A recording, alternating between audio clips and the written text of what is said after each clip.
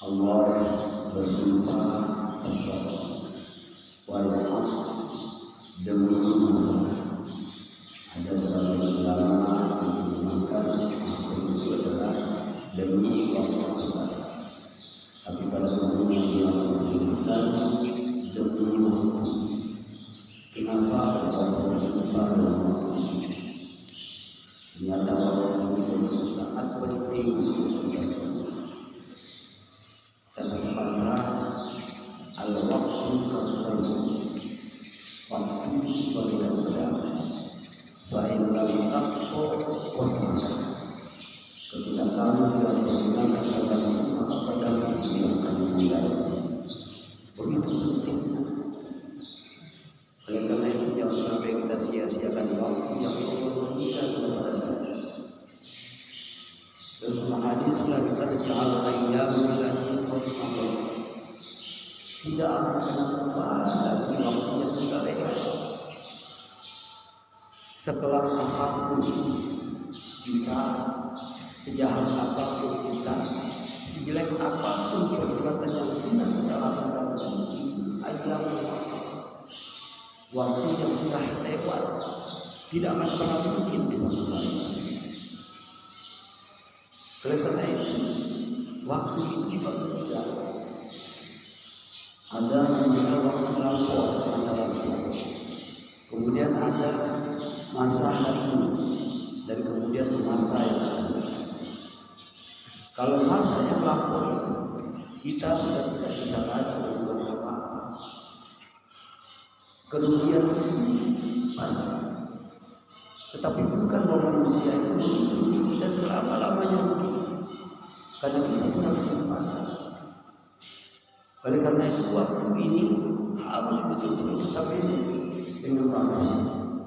Kalaupun hari-hari kemarin barangkali kita perlu banyak berbuat dosa, banyak berbuat maksiat, itu sudah lewat. Maka hari ini disebut dengan hari ini. Maka kesempatan kita untuk memperbaiki hari-hari kita yang sudah lewat. Yang sampai hari yang sudah lewat dengan hari ini sama. Kalau sama hari yang sudah lewat dengan hari ini, maka sungguh kita seperti orang-orang yang sangat merugi di atas dunia ini. Maka kesempatan kita untuk memperbaiki diri kita atas segala kesalahan. Maka menurut Allah banyak sekali memberikan kita kesempatan untuk melaksanakan suatu perbuatan yang baik, untuk melaksanakan tobat itu banyak sekali. Salah satunya dengan ibadah puasa, yang mana tadi malam sudah saya sampaikan. Barang siapa yang melaksanakan puasa dengan iman, kemudian mengharapkan ridho Allah, maka insya Allah dosa-dosanya yang sudah lalu akan diampuni. Artinya kesempatan untuk hari ini begitu banyak. Kemudian barang siapa yang mendirikan sholat malam dengan betul iman, kemudian mengharapkan ridho Allah, Allah akan ampuni dosa kita yang sudah lewat. Artinya kita hari ini tidak boleh lagi menyesali hari-hari kita yang sudah lewat. Sejelek apa? Barangkali kita tidak pernah ibadah seumur hidup dan itu merupakan dosa kita yang sangat besar. Tetapi hari ini tidak boleh kita menyesal. Yang boleh kita lakukan hari ini adalah kita perbaiki hari-hari kita kemarin yang salah. Kalau hari kemarin kita tidak pernah sholat, tidak pernah taat, tidak pernah melaksanakan kewajiban kita sebagai orang muslim, maka hari ini kita bicara, kita laksanakan seluruh apa yang menjadi perintah. Puasa kita laksanakan. Dan janji Allah itu jelas. Kalau kita melaksanakan puasa itu pasti akan diampuni. Jangan bapak ingin tawar-menawar dengan Allah. Masa iya?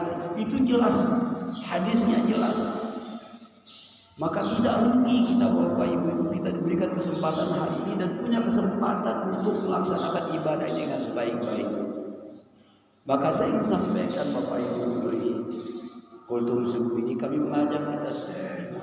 Mari kita manfaatkan Ramadan ini, momentum Ramadan ini dengan kita beribadah dengan sebaik-baiknya kepada Allah Subhanahu. Kita laksanakan ibadah kita yang terbaik, kita persembahkan kepada Allah. Kalau ibadah-ibadah kita yang lain selain ibadah puasa ini, Ibadah itu untuk kita. Sholat itu untuk kita, zakat itu untuk kita, haji itu untuk kita. Kecuali puasa. Ini pengecualiannya. Kecuali puasa. Puasa itu untuk siapa? Bukan untuk kita, tapi untukku, kata Allah. Maka ketika untuk Allah puasa ini, maka mari kita persembahkan ibadah puasa kita ini yang terbaik. Kita boleh beranggapan bahwa ini adalah puasa kita, puasa yang terakhir. Ketika kita sudah menyampaikan kalau ini puasa kita yang terakhir, maka saya yakin pasti akan kita melakukan puasa kita dengan sebaik-baiknya. Kalau sholat subuh kita ini yang terakhir, maka sholat subuh ini kita laksanakan sholat subuh kita yang terbaik. Kita persembahkan. Itu untuk kita, puasa untuk Allah. Wa ana ajzihi, kata Allah. Sayalah yang akan memberikan balasannya khusus ibadah puasa. Kalau ibadah-ibadah yang lain kita ditentukan dari 10 kali lipat menjadi 700 kali lipat. Tetapi ibadah puasa tidak demikian. Kata Allah, untukku, maka akulah yang berhak untuk memberikan ganjaran. Bagaimana ganjaran yang Allah berikan kepada kita? Tergantung kita. Kalau kita ingin melaksanakan puasa dengan sebaik-baiknya, maka insya Allah yang terbaik juga Allah berikan kepada kita. Ketika kita hari ini susah hidupnya, ayo kita menghadap kepada Allah, kita beribadah kepada Allah Subhanahu wa taala. Insya Allah kita akan keluar dari kesulitan hidup. Kalau hari ini masalah ekonomi umpamanya kita terhimpit, kita beribadah kepada Allah, kita mohon kepada Allah, maka insya Allah Allah pasti akan memberikan kita jalan keluar tentang keadaan kehidupan kita ini. Pandemi hari ini yang begitu sangat menyulitkan kita, tidak bisa berbuat apa-apa, maka kita berharap kepada Allah, berdoa kepada Allah agar kita keluar dari wabah ini. Dan alhamdulillah Bapak Ibu, ternyata ujian cobaan ini kurang lebih 3 tahun tidak bisa berbuat apa-apa. Ekonomi kita mati, usaha kita mati, dan itu adalah merupakan ujian yang terberat barangkali untuk 3 tahun kepada kita semua. Maka insya Allah selama iman ini kita ada di dalam hati, selama kita memohon kepada Allah Subhanahu wa taala, insya Allah Allah pasti akan menolong. Alhamdulillah kita di masyarakat Kabupaten Sumbawa Barat ini, bagaimanapun bentuk wabah tidaklah seperti di Jawa. Kalau di Jawa sana sampai hari ini belum bisa melaksanakan sholat seperti kita ini, masih jarak, masih pakai masker, dan kita alhamdulillah sudah sholat seperti biasa dan tidak pernah kita jaga jarak. Kemudian sudah tidak lagi pakai masker, yang walaupun tetap kita dihimbau untuk memakai masker. Tetapi itulah karena kebersihan kita, kebersihan jiwa kita, sehingga Allah akan menjaga kita. Inilah terkait dengan Allah. Siapa yang akan merugi? Dan semua orang yang merugi ketika dia tidak bisa mendapatkan Allah. Illal ladzina amanu wa 'amilus shalihat, kecuali orang-orang yang beriman dan beramal soleh. Siapa yang beriman dan beramal soleh? Orang beriman dan beramal soleh itu tentunya melaksanakan seluruh yang Allah perintahkan dan seluruhnya menjauhkan apa yang telah dilarang. Dan setiap Jumat kita bisa mendengar. Untuk apa ini? Dengan kita berpuasa. Tujuan puasa itu jelas, tujuan puasa di dalam surat Al-Baqarah ayat 83, la'allakum tattaqun. Semoga kita menjadi orang yang bertakwa kepada Allah Subhanahu wa taala. Takwa itu hanya dua. Pertama, menjalankan perintah Allah, yang kedua kita tidak melaksanakan apa yang Allah perintahkan, yang tidak diperintahkan. Kita laksanakan perintah, kita tinggalkan larangan. Itulah namanya takwa. Apa mungkin orang yang tidak berpuasa bisa melaksanakan ini, atau mungkin bisa mencapai derajat takwa? Itu suatu hal yang tidak mungkin.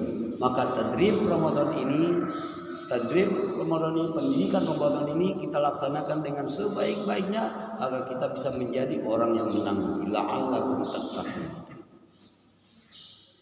Di akhir ayat yang saya baca tadi, wa tawassaw bil haqqi wa tawassaw bis sabr. Kemudian kita melaksanakan saling menasihati atas yang hak dan saling menasihati atas dalam kesabaran. Kenapa harus sabar? Karena sabar ini Bapak Ibu, ini sebenarnya modal kita, kesabaran ini. Kenapa? Sabar kita ketika kita diperintah, dengan sabar kita, dengan penuh ketaatan kita laksanakan perintahnya. Ketika Allah melarang kita, maka kita juga akan sabar untuk tidak melakukan sesuatu yang dilarang. Itulah Bapak Ibu. Nah, sehingga dengan demikian, maka apa yang menjadi tujuan dari nilai ibadah puasa kita ini menjadi orang-orang yang bertakwa itu, la'allakum tattaqun, dapat kita raih. Semoga dengan terus kita pupuk iman ini, kita laksanakan sholat subuh seperti biasa seperti sekarang ini, dan harapan kami tentunya sholat subuh ini dan seluruh sholat yang lain 5 waktu itu bila perlu seperti sekarang ini. Jangan sampai nanti setelah Ramadan ternyata tinggal satu sholat, ibu-ibunya tidak ada lagi. Ayo mari kita hidupkan hari-hari kita ini dengan ibadah kepada Allah Subhanahu wa taala. Dan ibadah itu tidak lama. Sholat subuh itu paling lama 10 menit. Sholat zuhur apalagi, sholat asar apalagi, sholat maghrib, sholat isya, ini kita biasakan ini. Nah, sehingga kampung kita ini bisa dijadikan namanya kampung santri, yang setiap hari kita kelihatan semua bapak-bapak ibu dan berbondong-bondong di masjid. Itulah yang akan menjadi mengakibatkan rahmat Allah itu turun pada diri kita, pada lingkungan kita, pada desa kita. Mudah-mudahan Bapak Ibu yang sama-sama hormati, dengan demikian kita sekali lagi mohon pada Allah untuk bisa diberikan kemampuan kita untuk istiqomah dalam beribadah. Demikian, Assalamualaikum warahmatullahi wabarakatuh.